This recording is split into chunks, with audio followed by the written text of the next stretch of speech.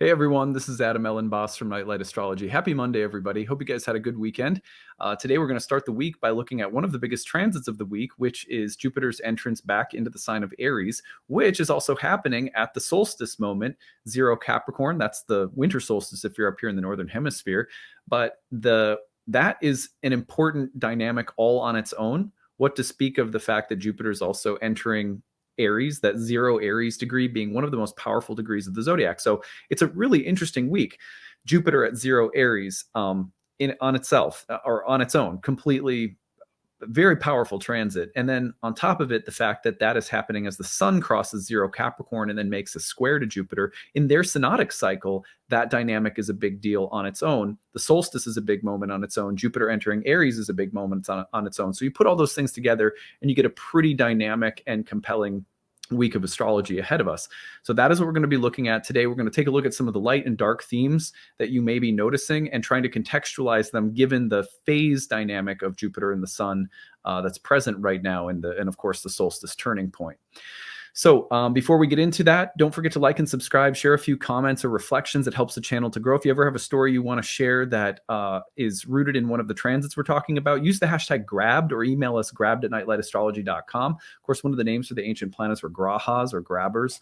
They also, although they come and grab our lives or seize our consciousness, when we try to live a reflective lifestyle, we also come to understand and grasp, another word for graha, another meaning of the word graha, their teachings, and we start to walk more consciously with the planets in our lives. So occasionally I will do storytelling episodes where I share the stories that you guys submit through the hashtag grabbed or through our email address. And we'll probably be doing another one of those in the new year. So just an encouragement around some of these big transits. If you have stories, please do share them. They make for some great episodes later. And a lot of people learn and grow because of the stories you guys share. So yeah. Also, we are on our way, again, trying to rally the support of 1,608 backers supporting this channel through our annual Kickstarter. Right now, as I am recording this, we are closing in on 700 backers, and we're just under 2 weeks left to go. We run until New Year's Eve. We go, I think it's a little after midnight or something like that. So we still have a couple of weeks left and could still use the support of a whole bunch of our audience members to pitch in and say, hey, I really value this channel. It gives me something good, so I'm going to pitch in $5, $10. It all goes a really long way and helps us grow this channel, support a staff of people that are there helping me with a variety of different things behind the scenes, all of which makes this go. So also when you donate, you can choose a reward. So you can pick out one of my exclusive lectures, like I do a talk on the astrology of 2023. There's a new podcast series I'm doing in the fall called The Oracle Speaks. It's a 12-part series that I'm exclusive through the Kickstarter. You have to buy it through the Kickstarter.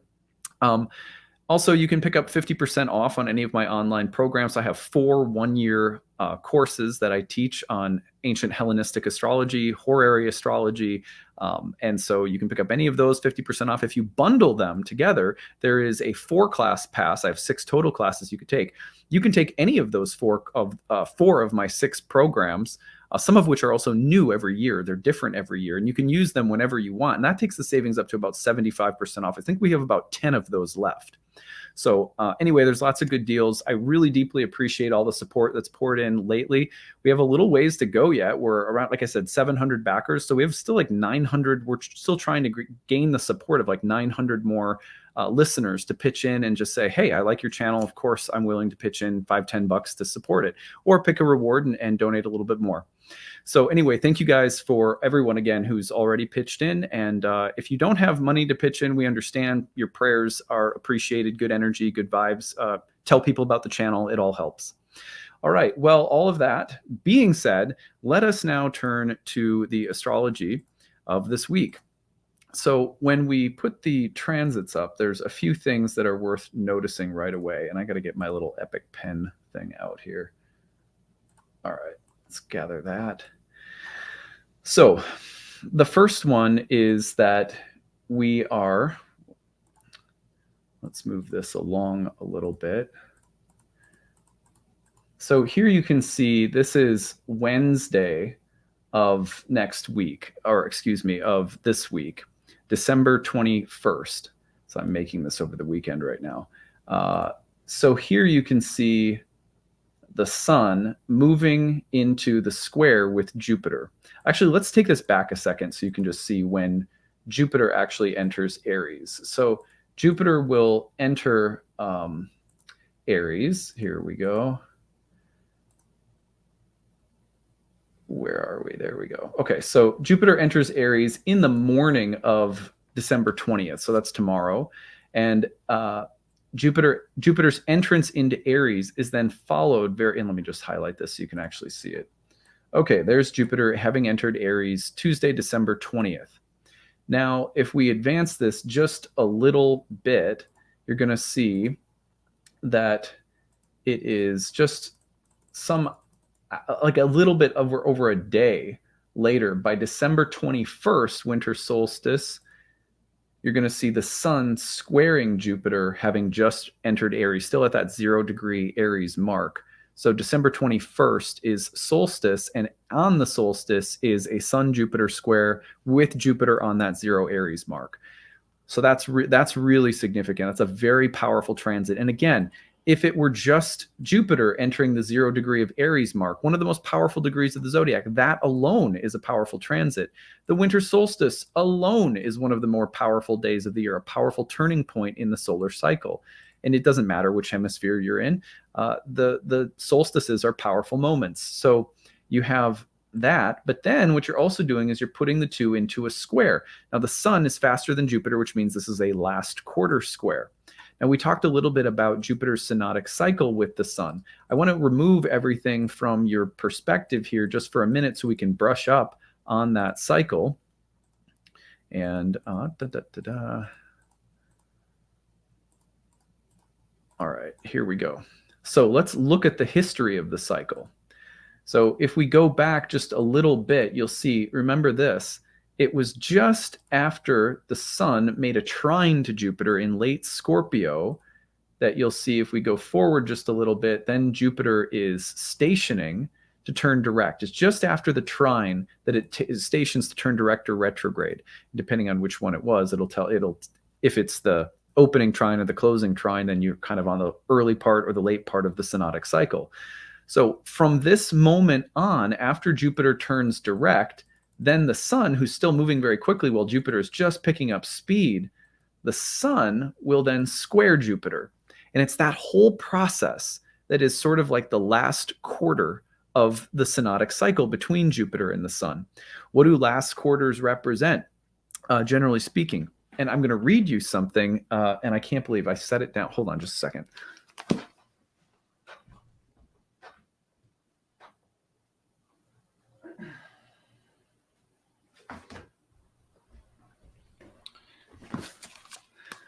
I often do my research in my library closet, sitting on the floor, and I just left this sitting there. Okay, so I want to read you something about the last quarter moon, which the last quarter of any synodic cycle is sort of like a mirror of the moon cycle. And so you can generally compare the meaning of any of the major turning points of the lunar cycle to any of the major turning points of any synodic cycle that any other planet has with the sun. So I want to read you something. This comes from Astrology and the Authentic Self by Demetra George, which is a great book.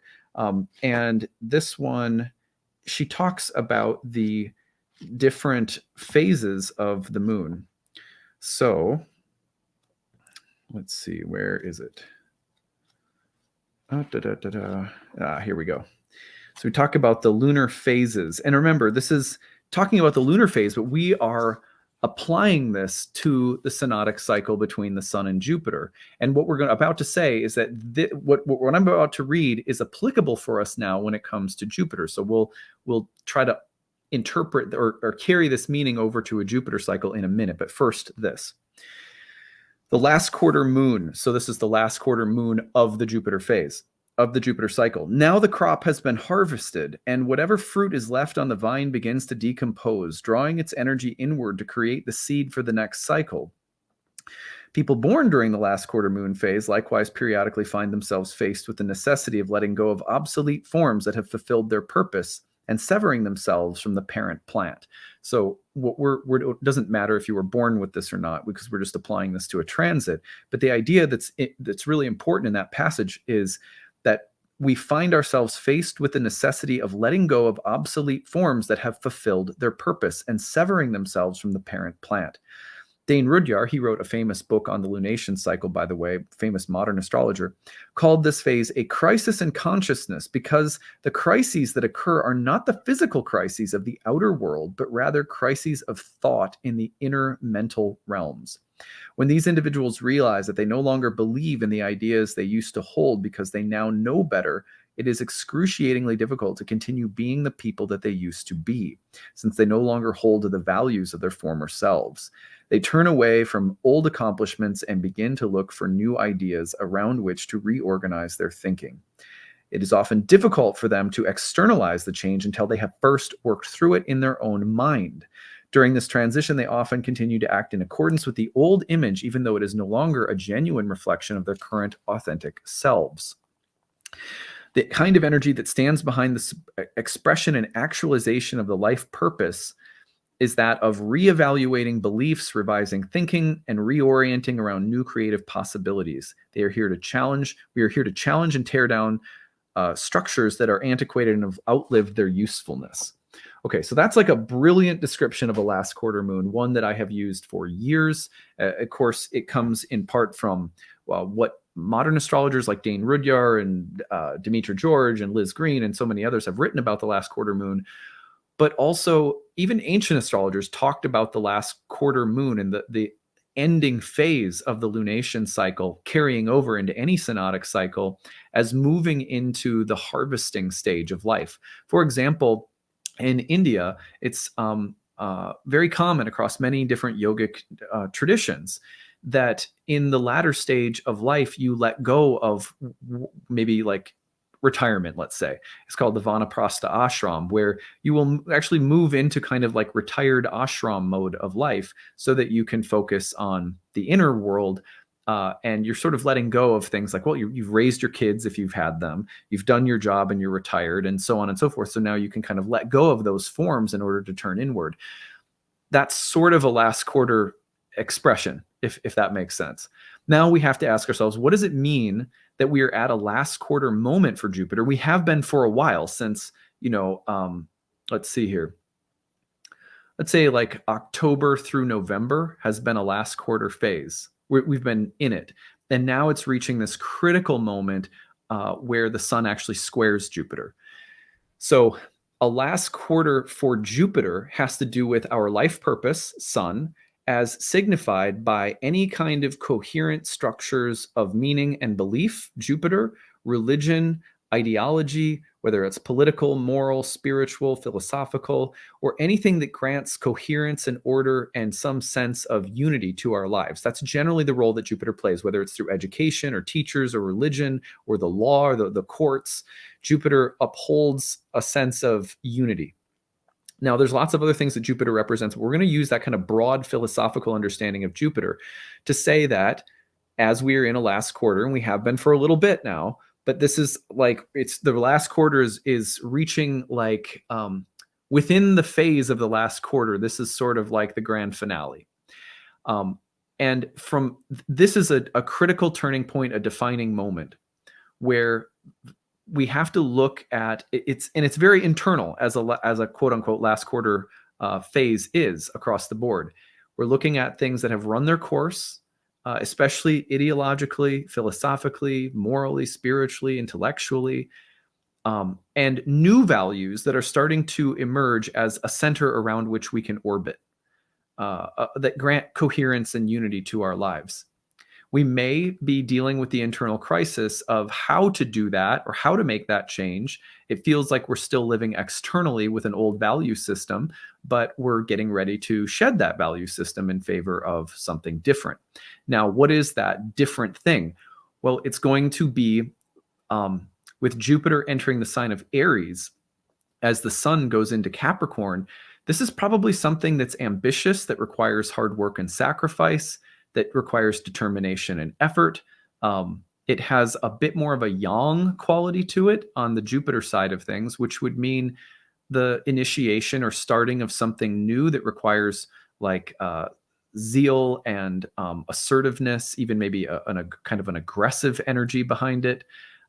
There's something pioneering, trailblazing. It's got that motto of "I'll do my own damn thing," you know. So if you think about whatever the new value system is, the new philosophy or the new set of ideas or ideals that are granting some sense of coherence to your life, there's something about them that are sort of muscular and young and exciting and new and spring-like. And you're going to feel some of those things really dramatically this week, next week, as Jupiter gets back into Aries and as we cross through the solstice threshold. Remember, the solstices, the 0 degrees of cardinal signs, the fact that we have 2 planets happening at those degrees is very potent, because those degrees and those signs represent turning points. They were called tropical signs. You guys have heard me say that before, from the word tropos, which means to turn. And so these are signs that are fast, they're dynamic, and they represent turning points. And then we're at this kind of last quarter moment with Jupiter, which is a sort of a crisis of looking at forms and beliefs and ideals. And you could also say anything that we aspire toward or are ambitious about, especially with the sun crossing Capricorn into the sign of Capricorn. Capricorn is the exaltation of Mars, and the feminine sign of Saturn and the exaltation of Mars. And Jupiter is the exaltation of the sun and the domicile of Mars. So you get a very like hard work, determined, ambitious, muscular, strong, assertive, pioneering, individualistic kind of energy. It wouldn't be surprising in the next week to feel like you are ready to make progress on something, but that progress could also be embodied by the decision to turn away from something else. Like I'm kind of done with an idea or a belief or a value, and I'm ready to sort of pour myself into a new one. But you're at the crossroads between the sort of threshold between the old value and the new value. You may be dealing with that sort of internally or psychologically. And, it could be that there's a little bit of impatience in the air around that. Like, I want to make the change now. Well, it's going to take a minute, so giving things time to breathe and starting to like internalizing the motivation rather than impulsively externalizing it. That might be one of the tests, for example, in the week ahead. Okay, well, anyway, so hopefully you kind of grasp the importance of these transits this week, especially Tuesday and Wednesday, the 20th and 21st. Now, what I'd like to do is sort of go through some of some positive themes to watch for with this combination, and then some shadows to watch for. So on an archetypal level, what do we have to say about Jupiter and the sun? And I was looking through Ren Butler's Archetypal Universe before preparing this talk, and I want to just go through a couple of the things that he says. I just lost my spot. Right, hold on.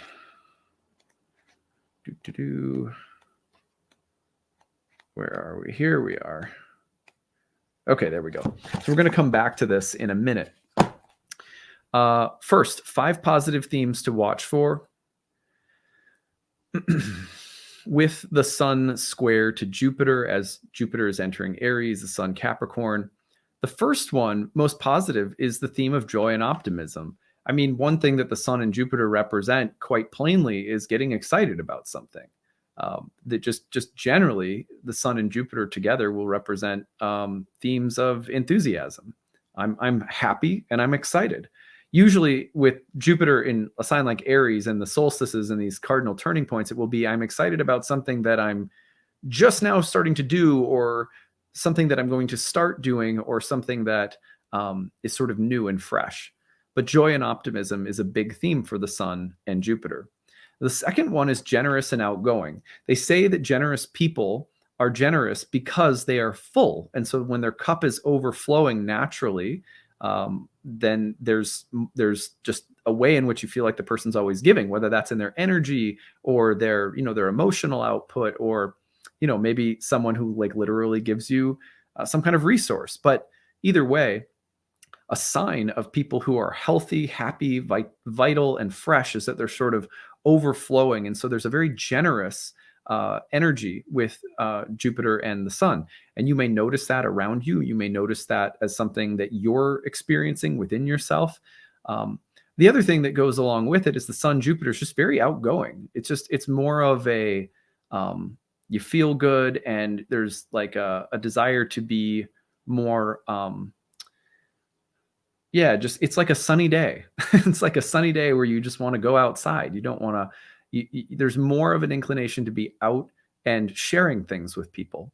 So it's joyful, it's optimistic, usually around wanting to start something or something new that's happening. It's very generous and outgoing energy. The number 3 on my list of 5 is full, expansive, and life-giving. Now, Jupiter can also act as something that grants blessings or benefits. The Sun-Jupiter square tends to amplify that, especially people who have power or who are privileged or wealthy or expert or masterful at something. I'm going to give you knowledge. I'm going to give you help. I'm going to give you money. I'm going to give you a promotion. So the idea of Jupiter and the sun as bestowing blessings or benefits, that it's a full and expansive, life-giving energy. It goes along with the theme of generosity, but the generosity is something that you'll often see more personally. Like, I'm feeling so generous. I'm overflowing with energy to give other people. Whereas, with the full, expansive, and life-giving qualities, it's almost more like, Santa Claus is coming to town. So you have someone or something outside of yourself that's sort of making everything. It's like a rain that comes and makes everything grow and blossom. Well, those are really nice energies. And then number 4 would be authoritative and heroic. With Jupiter and the sun, you often get themes of heroism, but also themes of authority and mastery. People who are really good at things will often get really good at things when they have a Sun-Jupiter transit in their birth chart, or when someone feels like a heroic undertaking. I'm going to do something. I'm going to run a marathon, or I'm going to do some, big project that it ends up building my confidence and making me feel sort of heroic and strong. Very Sun Jupiter. People who are in authority, though, usually with Sun Jupiter, it's going to be, magnanimous and like a regal and happy, supportive kind of authority figure, like a wonderful matriarch, or like a really lovely CEO or something like that. It's very Sun Jupiter is very like warm and generous, and maybe they're like a leader of some kind, but they're the kind that, despite their stature or maybe how good they are, or how good they are at something, or how wealthy they are, successful they are, they don't make you feel less than. They make you feel a part of. And that's one of the wonderful qualities of Sun and Jupiter. Number 5 is strong and broad-minded. So this can be a transit that literally is just about strength. There's something charismatic, charming, persuasive, and strong about the Sun and Jupiter.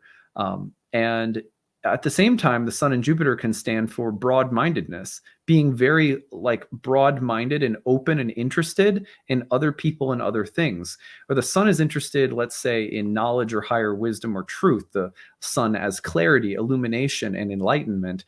And Jupiter as something that makes that bigger or more expansive. Someone can become interested in other people's knowledge, or other cultures, or other religions, other traditions, and so forth. So strong and sort of a quality of like muscular strength, or like, wow, that person has a strong moral character, or they're very virtuous and bright in some way, like very like someone who's very inspiring. That's what I'm trying to say.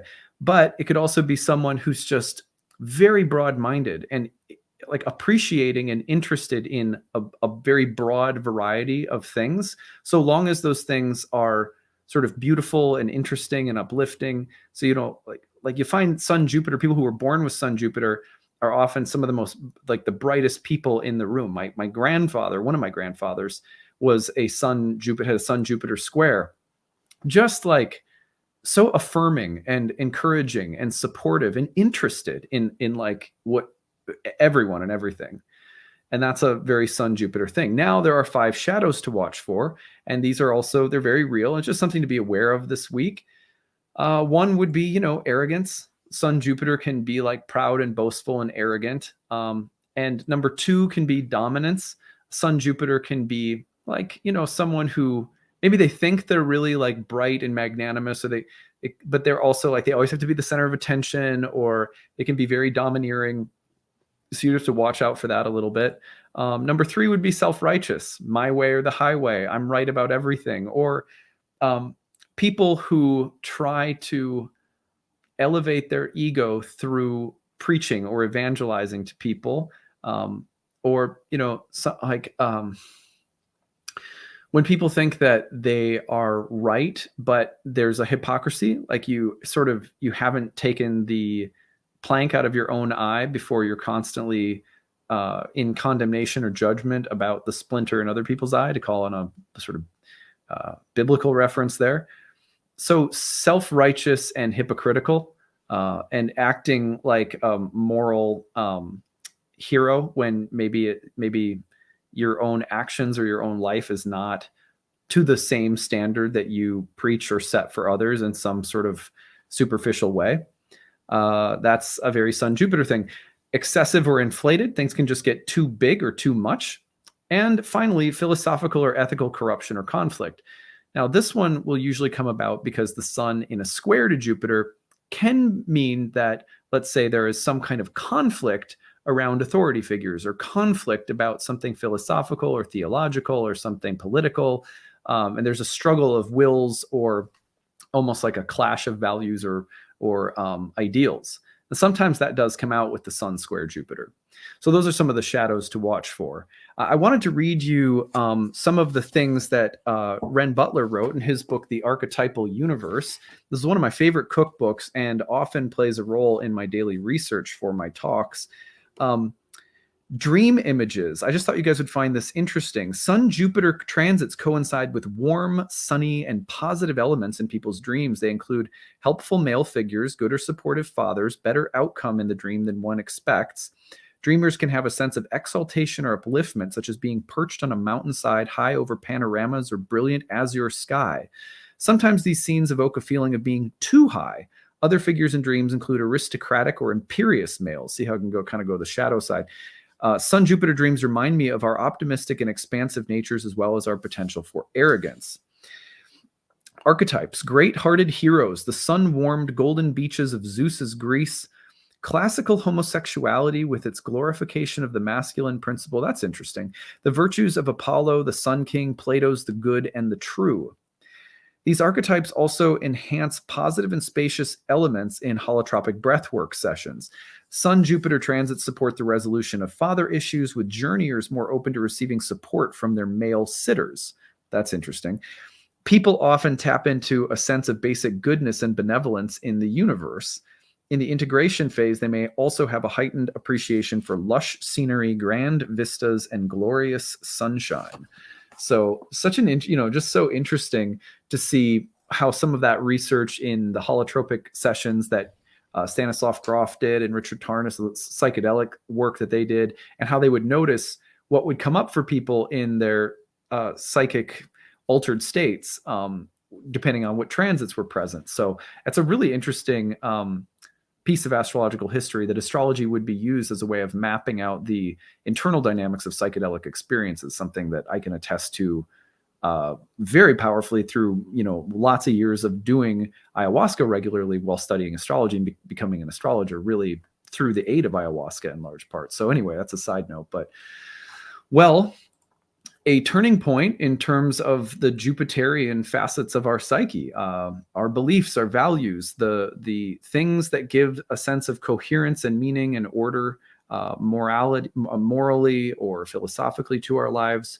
We're in a turning point. And the constellation of a new way, new values, new ideals is happening all the way up until the next synodic conjunction, which isn't until April. But right now is a really important turning point. There's like a very deep level of letting go. It's been happening for a while now. You could say that through mid to late October, all the way up until the present. And now it's late October through November, and all the way up until now. And now we're reaching this critical turning point, and there's a lot of like just pop right around the winter solstice this year as Jupiter enters Aries. They hit this last quarter moment. So I hope that you can take these themes and then put them alongside of the last quarter moment this week, and that will give you some meaningful insights into your own experiences. Okay, that's what I've got for today. Again, happy Monday. I hope you guys have a great week, and if you're celebrating the holidays in the next week, that you won't kill any of your family members if you're if you're going to be around family. And if not, I hope that you have a peaceful time, whatever you may be doing or whatever you may or may not be celebrating. And don't forget, we're trying to get to 1,608 backers by New Year's Eve. You can find a link to the Kickstarter in the description of this video or the comments section. Your donation means a lot, so thank you so much for considering that. All right, that's what I've got for today. We'll see you again tomorrow. Bye, everyone.